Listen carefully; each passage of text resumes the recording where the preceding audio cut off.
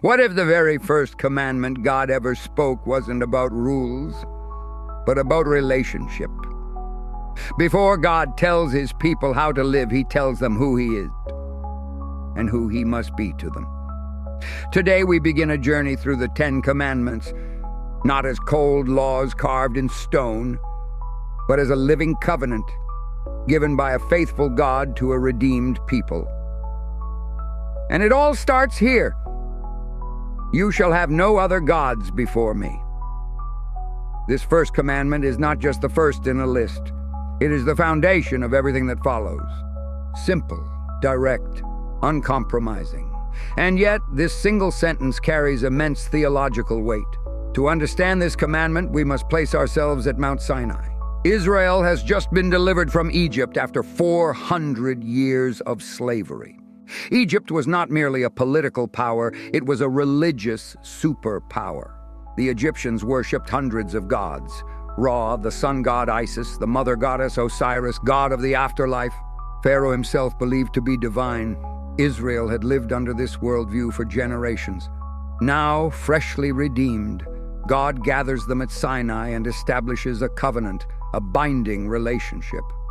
And before giving any laws, God says, I am the Lord, your God, who brought you out of Egypt, out of the house of slavery. Exodus 22. This matters. The commandments are not given to earn salvation. They are given because salvation has already happened.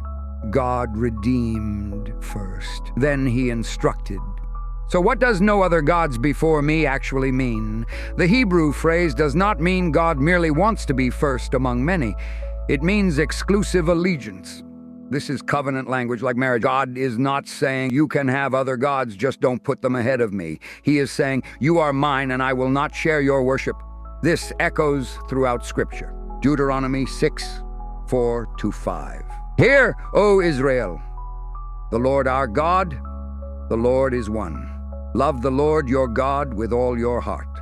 Isaiah 45:5. I am the Lord and there is no other. Apart from me there is no God. Jesus affirms this commandment as the greatest of all.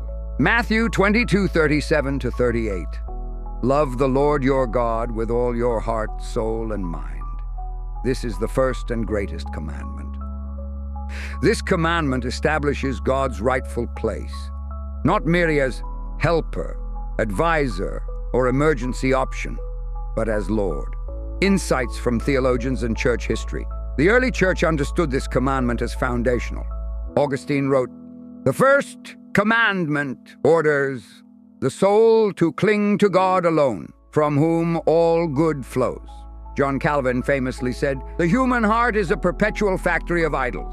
In other words, idolatry is not merely an ancient problem, it's a human problem. Matthew Henry, the great biblical commentator, explains, God will have the throne of our hearts entirely to himself. The commandment is not restrictive, it is protective. God knows that whatever we place at the center of our lives will eventually rule us. So what does this look like today?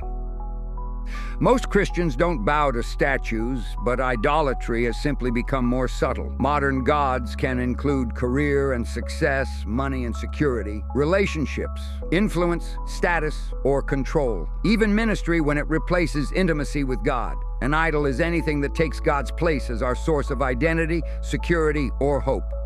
Here are 3 practical questions to ask. What do I turn to first when I feel anxious? What do I fear losing the most? What occupies most of my thoughts and energy? God is not threatened by these things, but he is jealous for your heart because he loves you. This commandment calls us to daily surrender, regular self-examination, recentering our lives on God through prayer and Scripture. Every other commandment flows from this one. If God is not first, worship becomes distorted, morality becomes negotiable, love for others breaks down. But when God is rightly enthroned in the heart, everything else begins to fall into place. In the next episode, we'll explore the second commandment and why God forbids images. Not because he is distant, but because he cannot be reduced. Let's end with a moment of reflection. Ask God, Lord, is there anything in my life competing for your place? This first commandment is not about fear, it's about freedom. Because when God alone is your God, you are no longer enslaved to anything else.